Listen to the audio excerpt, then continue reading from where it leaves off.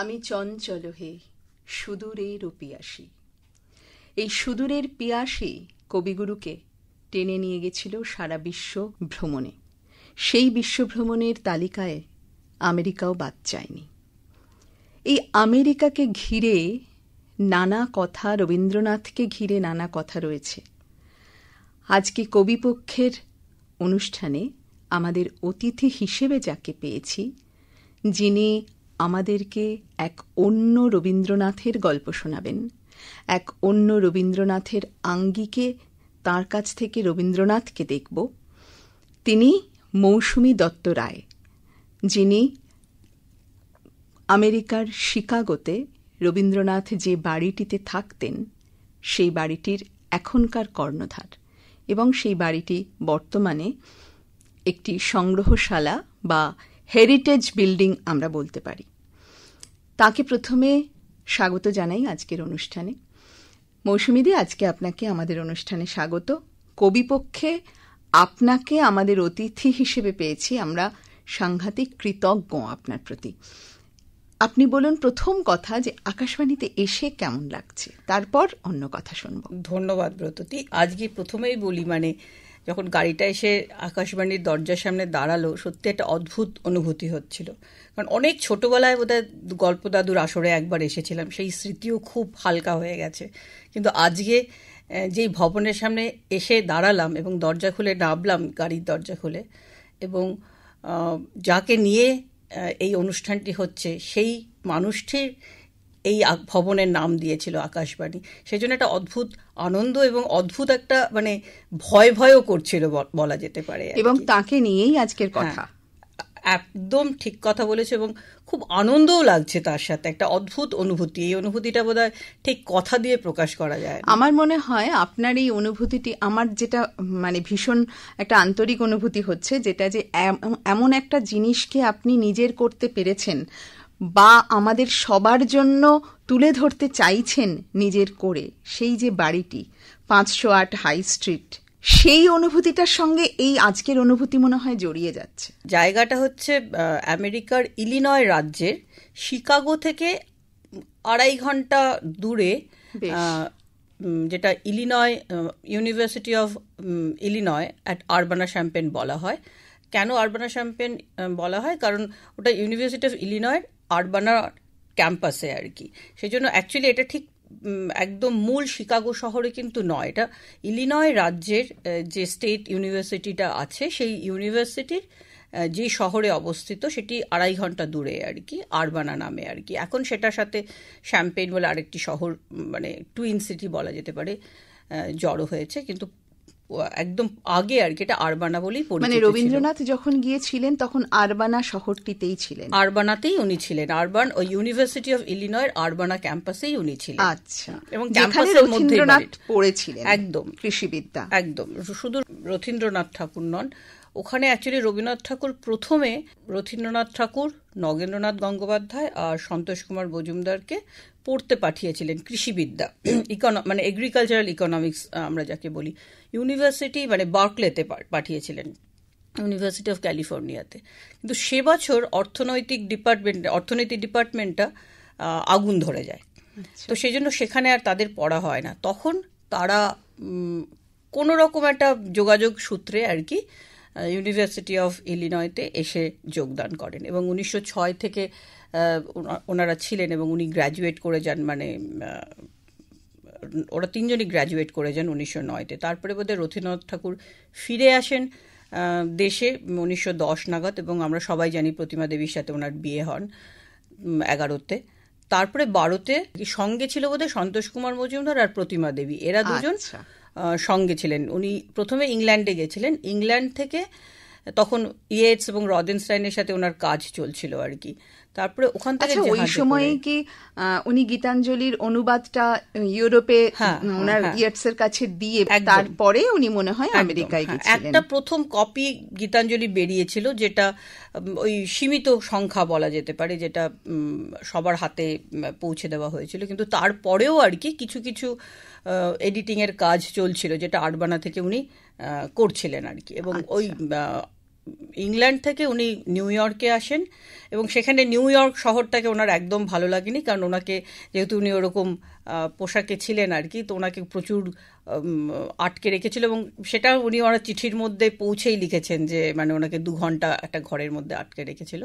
তারপরে উনি ওখান থেকে ট্রেনে করে শিকাগোতে যান।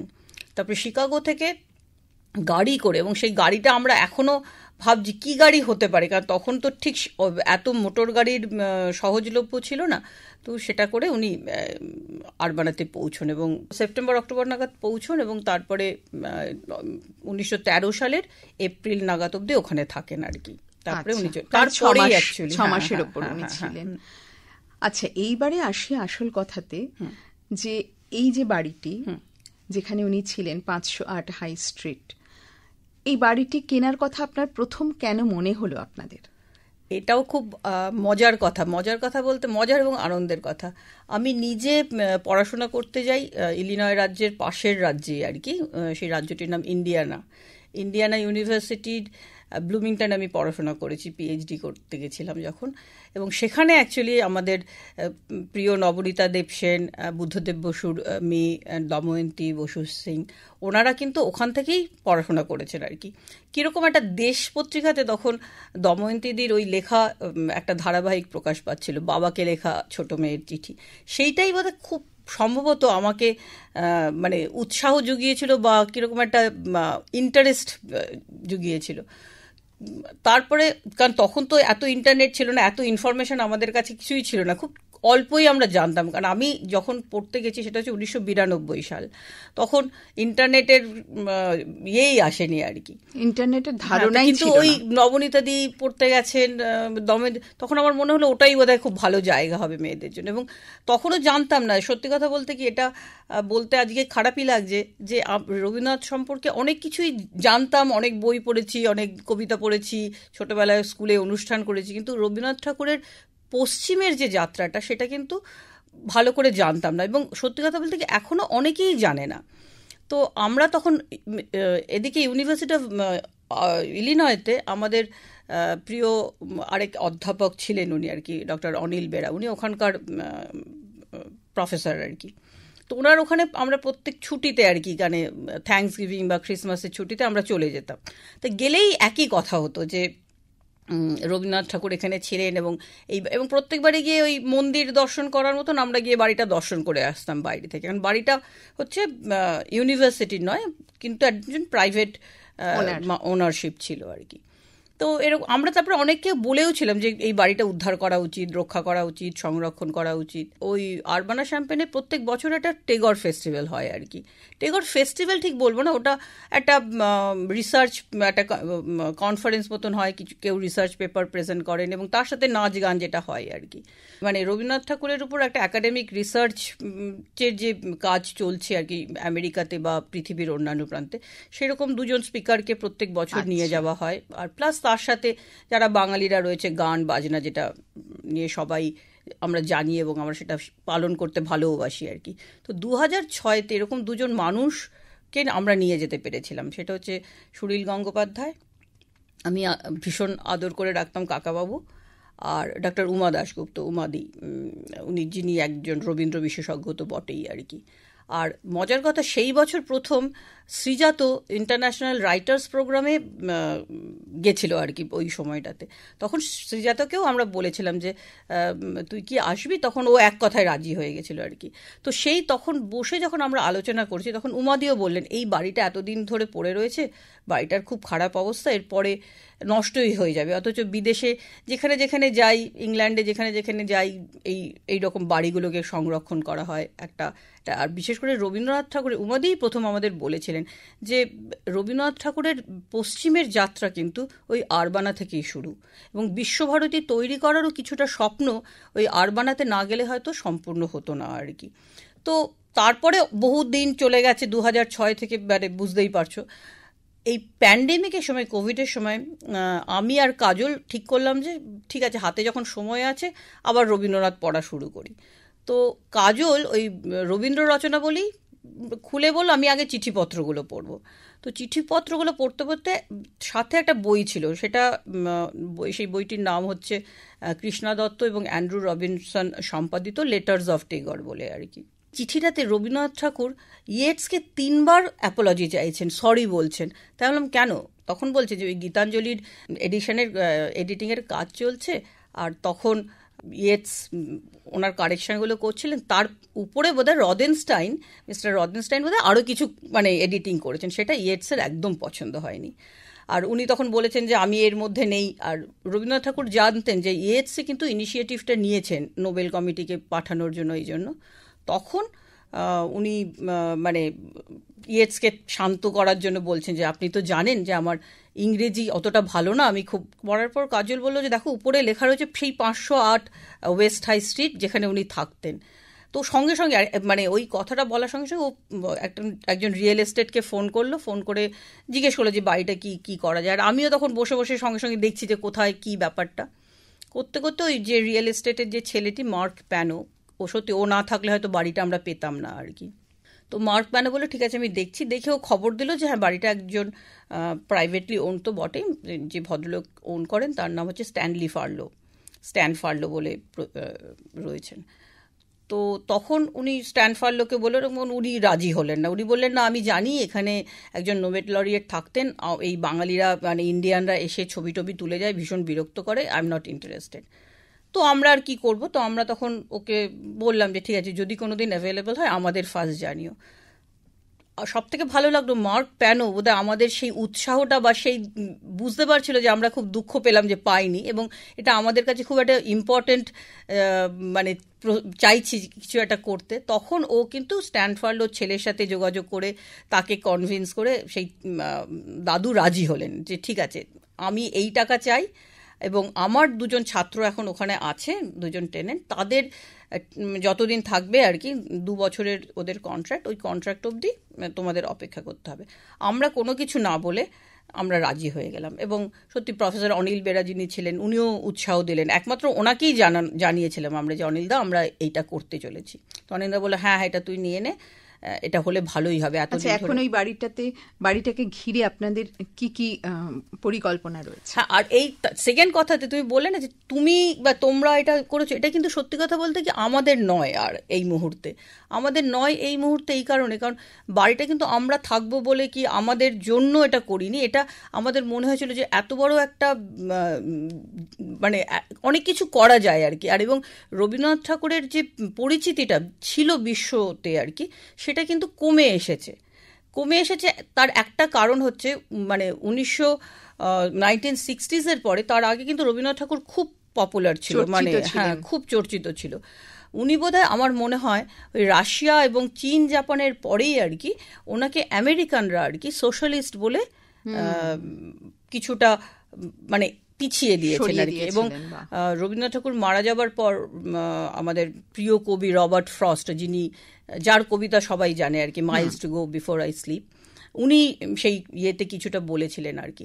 তো আমাদের তখন মনে হলো যে এই সময় দাঁড়িয়ে যখন চারিদিকে যুদ্ধ চলছে, দেশে দেশে কাটাকাটি চলছে, এবং ঘরে এবং বাইরে, শুধু ভারতবর্ষে নয়, পাকিস্তানে নয়, আমাদের পাশের দেশ বাংলাদেশে নয়, সারা বিশ্বেই একটা ভীষণ রকমের অস্থিরতা চলছে, এবং যেটা উচিত নয় আর কি। তো রবীন্দ্রনাথ ঠাকুর ওই যে লেকচারগুলো ওখানে দিয়েছিলেন সেটা ভীষণ রকমের প্রাসঙ্গিক মনে হলো, যে এই যে সবাইকে ঘিরে একটা ধর্মের উপরে গিয়ে দাঁড়িয়েও এটা ভীষণভাবে প্রাসঙ্গিক। এবং বিশেষ করে ওনার ওই সাধনা সিরিজের যে 7খানা লেকচার উনি তৈরি করেছিলেন, তার মধ্যে 3টে হচ্ছে আরবানাতে বসে লেখা, এবং ওইখান থেকে উনি কিন্তু শুরু করেন। এবং ওই পশ্চিমের যাত্রা ওখান থেকে তারপরে উনি শিকাগো যান বা সিরাকিউজ যান, তারপরে তো কর্নেলে আসেন। কর্নেলে এসে কিন্তু এলমহাস্টের সাথে দেখা হয়। সেই এলমহাস্টের জন্যই কিন্তু বলতে গেলে আমাদের এলমহাস্ট ইনস্টিটিউট যেটা শান্তিনিকেতনে রয়েছে, এবং ওনার ডোনেশনের জন্যই কিন্তু বিশ্বভারতীর অনেকখানি তৈরি হয়েছিল আর কি। তার মানে এই যে বিশ্বভারতী গড়ে তোলার যে স্বপ্ন, সেটা ওই আরবানাতে বসেই যখন উনি দেখছেন, কিভাবে হঠাৎ মাথায় মানে কি জিনিস দেখে মনে হলো যে এরকম একটি বিশ্ববিদ্যালয় আমিও তৈরি করতে পারি বা আমারও একটা ভেতরে ভেতরে চাহিদা হতে পারে? তুমি এই প্রশ্নটা করলে ব্রততী, আমার খুব ভালো লাগলো, কারণ সত্যি কথা বলতে গিয়ে রবীন্দ্রনাথ ঠাকুরের মধ্যে আর কি হয়তো সেই চেতনাটা ছিল যে আমি, মানে ওনার কাছে তো নিশ্চয়ই এরকম খবর আসতো, উনি জানতেনও। এইটা আমার মনে হয় সেই জন্যই উনি ওনার জামাই এবং ছাত্র এবং ছেলেকে পাঠিয়েছিলেন মানে অর্থনৈতিক কৃষিবিদ্যা যার সাথে যুক্ত সেরকম জায়গায়, যে পড়ে যদি সেই যদি নিয়ে আসতে পারে তাহলে হয়তো তৈরি করতে পারা যাবে। কিন্তু তখনও কিন্তু সুরুলের জায়গাটা পাননি। এবং এই প্রসঙ্গে আমি বলি যে ওই আমরা যদি প্রশান্ত কুমার পালের ইয়েতে রবি জীবনীতে দেখি, উনি তো সব চিঠিপত্রগুলো নথিবদ্ধ করে গেছেন। ওই আরবানাতে বসে উনি 89খানা চিঠি লিখেছিলেন, একটা দুটো না।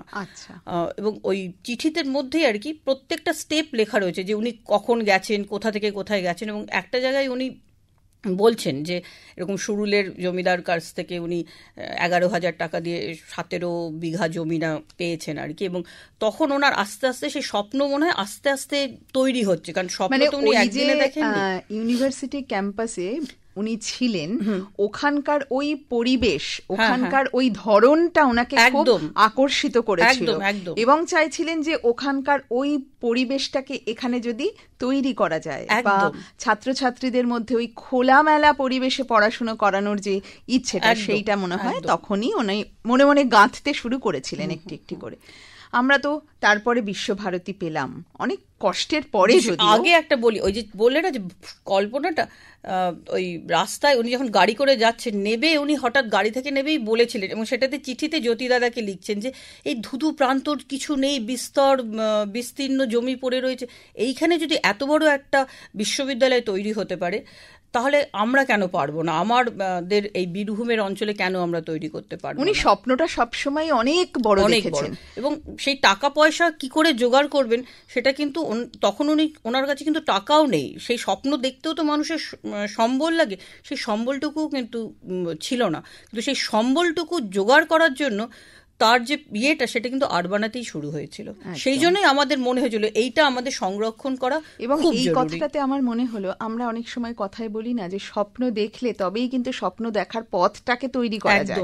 উনি সেটাই, স্বপ্নটা আগে দেখেছেন, তারপরে পথটা এগোনোর জন্য পথগুলোকে খুঁজেছেন। এবং ভাবতে ভালো লাগে যে উনি কিভাবে ধাপে ধাপে সেই স্বপ্নগুলো দেখেছেন, যে ছেলেদের ছাত্রকে এবং পাঠিয়েছেন, পাঠিয়ে পুরো জিনিসটা দেখে শিখতে। মানে ওই রকম একটা বীরভূম জেলার ওইরকম রুক্ষ কঠিন মাটিতে উনি এই রকম সবুজ একটা জায়গা তৈরি করবেন, সেটা তো ওই কৃষিবিদ্যা না জানলে কখনোই হবে না।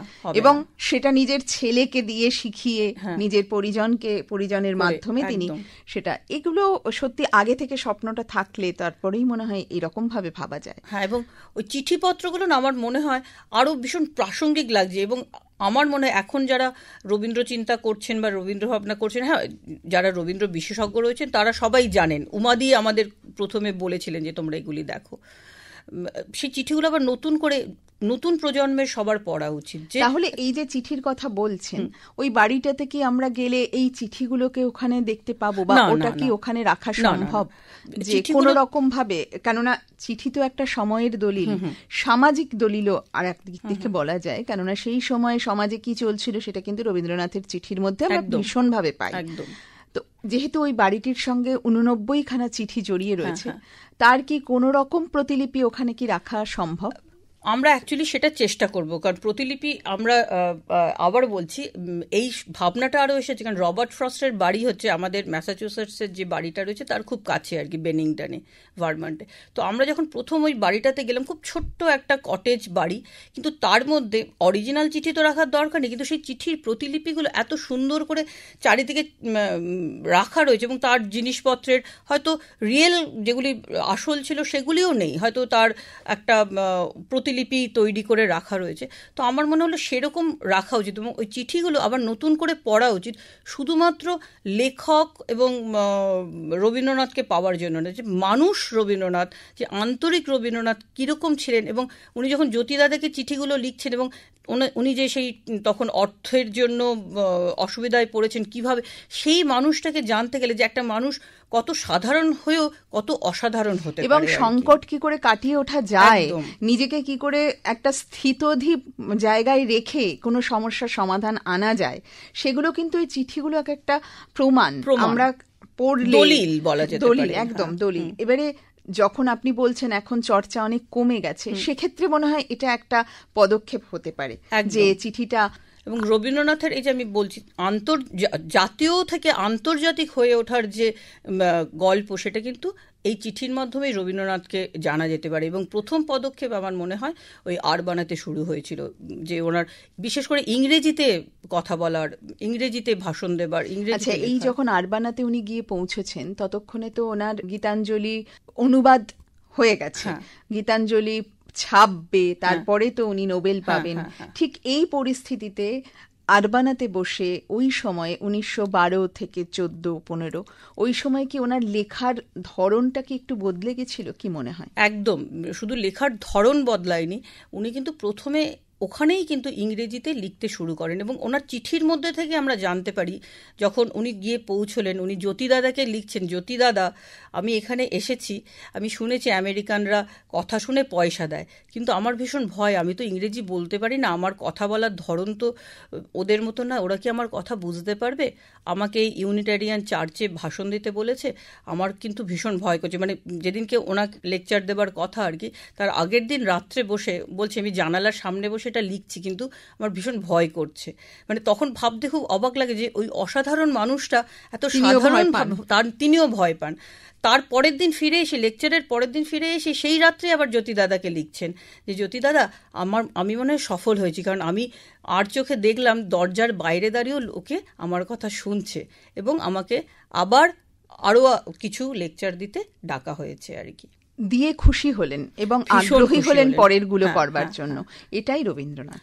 এবং এই পিছিয়ে যান না, একদম না, কোথাওই তিনি পিছিয়ে যান না, এবং তার থেকেই তো আমরা শক্তিটা পাই। একদম। এবং এই চিঠি, এই যে লেকচারগুলো দিয়েছিল সেগুলিও কিন্তু খুব ভীষণ ইন্টারেস্টিং লেকচার না আমি বলবো, কারণ এই যে রবীন্দ্রনাথ ঠাকুরের একেশ্বরবাদ বা যেটা থেকে ব্রাহ্ম ধর্ম এসেছে, কারণ ইউনিটারিয়ান চার্চের সাথে কিন্তু ব্রাহ্ম ধর্মের একটা যোগাযোগ রয়েছে, সেটা আমরা পরে জানতে পারি যে রাজা রামমোহন রায়ও কিন্তু এই ইউনিটারিয়ান চার্চের সাথে যুক্ত ছিলেন কোনোভাবে, তাদের সেই মতাদর্শনটা রামমোহন করেছেন এবং পেয়ে তারপরে রবীন্দ্রনাথ পেয়েছেন। এবং তখন অ্যাকচুয়ালি আমেরিকাতেও এই একটা মুভমেন্ট চলছিল, যে মুভমেন্টটার নাম ট্রান্সেন্ডালিজম আর কি। সেখানে ডেভিড থোরো, রবার্ট ফ্রস্ট, আমাদের ন্যাথানিয়েল হথর্ন, এরা কিন্তু সব মানে ওই নিয়ে আন্দোলনটির সঙ্গে ছিলেন। নিউ ইংল্যান্ড এরিয়াতে এই আন্দোলন, নতুন ভাবনার শুরু হচ্ছিল। চার্লস ডারউইন, আমরা অনেক অনেক বিজ্ঞানী বা সাহিত্যের লোক সবাই ওই মুভমেন্টটাতে হচ্ছিল যে ইউনিটি আনতে হবে, ধর্মের উপরে উঠে একটাই ধর্ম, আমাদের একটাই পথ। আচ্ছা, এই যে কথাটা বললেন যে রবীন্দ্রনাথ ইংরেজি তো ভালো বলতে পারতেন না বলে চিঠি লিখছেন, এই ইংরেজি তৈরি করার জন্য ওইখানে কি কারোর সাহায্য নিয়েছিলেন, না নিজেই নিজেকে তৈরি করেছেন? না, ওখানে নিজেই নিজেকে তৈরি করেছেন অনেকটাই। তার সাথে আমার মনে রথীন্দ্রনাথ ঠাকুর তো ছিলেনই, তারপরে সন্তোষ কুমার মজুমদার ছিলেন, তারপরে তাছাড়াও ছিল ওখানকার যারা ছিলেন আর কি, আর আর্থার সিমুর, উনি খুব হেল্প করেছিলেন আর কি। তারপরে যিনি নিয়ে গেছিলেন রাইডার, তারাও ছিলেন। মানে আমার মনে হয় ওই পরিবেশটাতে গিয়েও, যেরকম করে ধরো আমরা প্রথম যখন এখান থেকে যাই আর কি, আমাদেরও ভয় থাকে, মানে এখনকার হয়তো ছেলেমেয়েরা বুঝবে না, কিন্তু আমরা 32 বছর আগে যখন গেছিলাম তখন কিন্তু আমরা আমেরিকান অ্যাকসেন্ট জানতামই না, এবং অনেক পরীক্ষা দিতে হয়েছে, এবং সবসময় একটা মানে কীরকম একটা কিন্তু ভাব থাকতো, কিন্তু যেভাবে মানিয়ে নিতে হয় উনিও কিন্তু খুব সুন্দরভাবে সেইটাকে মানিয়ে নিয়েছে। যেটা আমরা সাধারণত আলোচনা করে থাকি, রবীন্দ্রনাথ হচ্ছেন আধুনিক, কতটা আধুনিক সেটা আমরা আজও বুঝিনি, এবং এই আধুনিকতার এইটা হয়তো একটা ছাপ, যেটা ওই রকম একটা বিরুদ্ধ পরিবেশ বলতে গেলে সেখানেও উনি কিন্তু সুন্দরভাবে, সহজভাবে, এবং এই যে ইংরেজিতে বক্তব্য রাখবেন যেটা নিয়ে উনি একটু চিন্তিত, সেখানেও কিন্তু পিছিয়ে আসছেন না, একদম না, একদম। এখানেই রবীন্দ্রনাথ, কোথাও আমরা থামতে দেখিনি তাকে। এবং অনেকে যারা আরবানার গল্প জানেন তারা বলছে রবীন্দ্রনাথ ঠাকুর ওখানে এত কবিতা লিখতেন, এত গান লিখতেন, ওখানে বসে তো কিছু লেখেননি। এটা সত্যি, রবীন্দ্রনাথ ঠাকুর কিন্তু ওখানে বসে কোনো বাংলায় কিন্তু কিছু লেখেননি, শুধু 4-5 লাইনের একটা ছোট্ট কবিতা রয়েছে। কারণটা ওটাই যে উনি তখন খুব গভীরভাবে, খুব বেশি দিন তো ছিলেন না, মানে টাইমটাও খুব ছোট, তার মধ্যে উনি এখানে ওখানে যাচ্ছেন, খুব গভীরভাবে উনি ইংরেজিতে নিজেকে তৈরি করছিলেন। এবং ওই লেকচারগুলো তো খুব ছোটখাটো সাধারণ লেকচার নয়, একটা গভীর ভাবনা থেকে, তার ভাষাটা ঠিক না হলে মানুষের কাছে পৌঁছতে চাইছিলেন।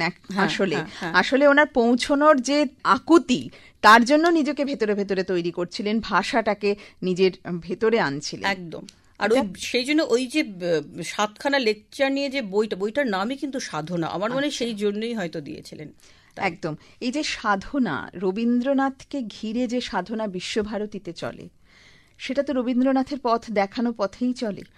সেই পথ আপনার কাছে কিরকম মনে হয়? এখনো আমি বলবো এত কিছুর, মানে আমরা তো সবাই জানি কত রকম হচ্ছে, কিন্তু তা সত্ত্বেও আমি বলবো সেই ভাবনা চিন্তা কিন্তু আছে। এখানকার বিশ্বভারতীর ছেলেমেয়েরা যারা যায়, হ্যাঁ, তারা কিন্তু ভীষণভাবে সফল, এবং তারা পুরোটাই বাংলায় মাধ্যমে পড়াশোনা করেও কিন্তু মানে ইংরেজি, জার্মানি, ফরাসি যে কোনো জায়গায় গিয়ে কিন্তু তারা নাম করেছে। সেই জন্য আমি আবার বলবো যে বাংলা মিডিয়ামে পড়লে হয় না, বাংলা মিডিয়ামে পড়াশোনা করলে কোথায় যাওয়া যায় না, এইটা কিন্তু একদম ঠিক না, একদম ঠিক না। বাংলাকে ভালোবাসলে, তুমি যে কোনো ভাষাকে যদি ভালোবাসো, তোমার অন্য ভাষার প্রতি কিন্তু ভালোবাসা জন্মাবে। সেটা কিন্তু রবীন্দ্রনাথ ঠাকুর শিখিয়ে গেছেন আমাদের। কারণ উনি যখন কোরিয়াতে গেছেন, চায়নাতে গেছেন, যার জন্য ওখানে দেখি রবীন্দ্রনাথ ঠাকুর কিন্তু এখনো চর্চিত হয় এবং পূজিত হয় কিছুটা বলতে গেলে আর কি। হ্যাঁ, উনি তো পুরোটাই বাংলা ভাষার মধ্যে গড়ে উঠেছেন। সুতরাং বাংলা ভাষাকে, আমি আবার বলবো যে বাংলা ভাষাকে যদি ভালোবাসি আমরা আর কি, তাহলে কিন্তু অন্য যে কোনো ভাষাকে, যে কোনো ইয়েতে নিজেকে করে নেওয়া যায় আর কি। আপনার কাছে রবীন্দ্রনাথ কেমন বা কি? সবকিছু। আজকে কবিপক্ষের একটা বিশেষ দিনে আপনাকে পেয়েছি, আপনার কাছে রবীন্দ্রনাথ কি সেটা একটু জানলে আমাদের অনুষ্ঠান আরো সমৃদ্ধ হবে। যেহেতু আপনি এরকম একটি কাজ করছেন, রবীন্দ্র ভাবনা, রবীন্দ্রনাথের প্রতি ভালোবাসা ভেতর থেকে না থাকলে তো এটা এভাবে করা সম্ভব নয়। না, আমরা দুজনেই আর কি, আমি এবং কাজল, ওর নাম হচ্ছে কাজল মুখোপাধ্যায়, ও আমার সাথে মানে আমার ক্রাইমিন পার্টনারই বলতে পারি আর কি। আমরা দুজনেই একসাথে ব্লুমিংটনে পড়াশোনা করেছি, এবং দুজনেই যে কোনো মুহূর্তে আনন্দের ক্ষেত্রেও যেরকম মজা করে ওই 1 ছটাক জলে 3 ছটাক হুইস্কি দিও, সেই রকমও যখন রসিকতাও রবীন্দ্রনাথ ঠাকুর করেছেন। আবার এই যেহেতু রিসেন্টলি আমার মা চলে গেছেন, সেই দিনও কিন্তু রবীন্দ্রনাথের সেই মৃত্যু নিয়ে যে আলোচনা, সেটাই কিন্তু আমাকে আবার নতুন করে বাঁচবার দিয়েছে আর কি। সুতরাং প্রত্যেক মুহূর্তে সেই ছেলেবেলার কথাই বলি আর বড়বেলার কথাই বলি, মানে এই উদ্যোগটা নেবার পেছনে না আমার ছোটবেলার একটা ঘটনা আমি বলি, যে আমাদের ছোটবেলার ছেলেবেলাটা পাঠ্য ছিল আর কি, এবং প্রত্যেকটা, এবং ওটার মধ্যে খুব মজার মজার ঘটনা যেমন রয়েছে, রবীন্দ্রনাথ ঠাকুরের অনেক দুঃখেরও কথা ছোট্ট ছোট্ট করে বেরিয়ে এসেছে। তো লাস্টের যদি প্যারাগ্রাফটা কেউ পড়ে আর কি, পরিচ্ছেদে উনি লিখছেন যে আমার নামের মধ্যেই আমি পেয়েছি পশ্চিমের হাত মেলানো। এটা কিন্তু ভীষণ বড় কথা, যে তখন কত ছোটবেলার কথা লিখছেন উনি, তখনই উনি বলছেন যে আমার নাম রবি, আমার নামের মধ্যেই আমি দুটো, এবং এটা কিন্তু উনি করতে সফল হয়েছিলেন। সেটাই আমার কাছে মনে হয় যে আমার জীবন দিয়ে আমার মনে হয় যে অনেকে বলে না বিদেশে গিয়ে বিদেশিনী হয়ে গেছে, সেটা কিন্তু নয়। এই যে দেশের প্রতি ভালোবাসা, বাংলা ভাষার প্রতি ভালোবাসা, সেটা কিন্তু রবীন্দ্রনাথকে দেখেই শেখা আর কি, এবং সেটাই আমার মনে হয় মননে থাকে আর কি। এবং এই যে বাড়িটা, এটা কিন্তু আমার কিংবা কাজলের কারুর নয়, এটা হচ্ছে রবীন্দ্রনাথ ঠাকুর যাতে চর্চিত হন, উনি যেন আবার সবাই নতুন করে ওনাকে আবিষ্কার করেন, বিশেষ করে পশ্চিমে, সেটারই উদ্যোগ আমরা নিয়েছি। কিছু নাম দিয়েছেন ওটার, যে আমরা নিয়েছি, একটা ট্রাস্ট তৈরি করা হয়েছে, সেটা নাম হচ্ছে টেগর ইনিশিয়েটিভ। এবং এবছর অলরেডি আর কি প্রথম যখন আমরা বাড়িটা পেলাম আর কি, যদিও তখনও ভালো করে রেনোভেশন হয়নি, লাল, মানে আমাদের বন্ধু লাল, সবাই যাকে চেনেন, নাট্যকার সুমন মুখোপাধ্যায়, ও গিয়ে ওখানে খুব সুন্দর একটা নাটক করেছিল আর কি। সেই নাটকটার গল্প আমি জানি না সময় আছে কিনা, নাটকটার গল্পটা একটু বলতে পারলে আমার ভালো লাগতো আর কি। গল্পটা হচ্ছে যে আমরা হয়তো ভাবতেও পারি না, যখন দ্বিতীয় বিশ্বযুদ্ধ চলছে, পোল্যান্ডের একটা ছোট্ট গ্রামে, সেই গ্রামটার নামও সত্যি কথা বলতে আমার মনে নেই, সেখানে একজন ডাক্তার ছিলেন। সেই ডাক্তার একটা অরফ্যানেজ চালাতেন। তো যখন নাৎসির ওখান থেকে খবর এলো যে বাচ্চাদের তুলে নেওয়া হবে, উনি তখন 7 দিন সময় চেয়েছিলেন যে আমি বাচ্চাদের শেষ আনন্দ দিতে চাই, ডাক্তার ওয়াজনিয়াক। তখন যে নাটকটা বাচ্চাদের দিয়ে করেছিলেন সেই নাটকটার নাম হচ্ছে ডাকঘর। ভাবা যায় যে সুধা আমলের সেই ডাকঘর, এবং নাটকটা কতখানি প্রাসঙ্গিকও সেই মুহূর্তে আর কি, যে রাজার বার্তা আসছে। হ্যাঁ, তো ওই নাটকটা কিন্তু যখন যেই মুহূর্তে কার্টেন পড়ে তখনই কিন্তু বাচ্চাগুলোকে তুলে নিয়ে চলে যায়, এবং কিন্তু ওই মূর্তিটা এখনো রয়েছে ওখানে। তার মানে বিশ্বযুদ্ধের সময়, মানে ভাবুন 1941 থেকে 45 সালের মতো সময়কার কথা বলছি, তখনই কিন্তু পোল্যান্ডেরও একটা ছোট্ট গ্রামেও কিন্তু রবীন্দ্রনাথ চর্চিত হচ্ছেন। সেই নাটকটারই একটা ভার্সন। এটাই তাহলে তার ওই শেষ কথা, পূব পশ্চিমের হাত মেলানোটা নিজের হাতেই রয়েছে। একদম খুব ভালো লাগলো দিদি আজকে আপনাকে পেয়ে। এত একটা অন্য রকম রবীন্দ্রনাথকে, শুরুতেই আমি বলেছিলাম যে রবীন্দ্রনাথকেই দেখবো কিন্তু একটা অন্য আঙ্গিকে দেখবো। খুব ভালো লাগলো আপনার সঙ্গে কথা বলে। আপনি সমৃদ্ধ করলেন আমাদেরকে, এবং আপনি সমৃদ্ধ করেছেন গোটা বাঙালি জাতিকে। ধন্যবাদ ব্রততী। রবির আলোয় আমরা ছিলাম এতক্ষণ, দিদির সঙ্গে কথা বলছিলাম। মৌসুমী দত্ত রায় আমাদের সঙ্গে ছিলেন অতিথি হয়ে। দিদিকে অনেক ধন্যবাদ। আবার নিশ্চয়ই কোনোদিন কথা হবে। Thank you. ধন্যবাদ ব্রততী, খুব ভালো লাগলো এবং সত্যি খুব অন্যরকম লাগলো।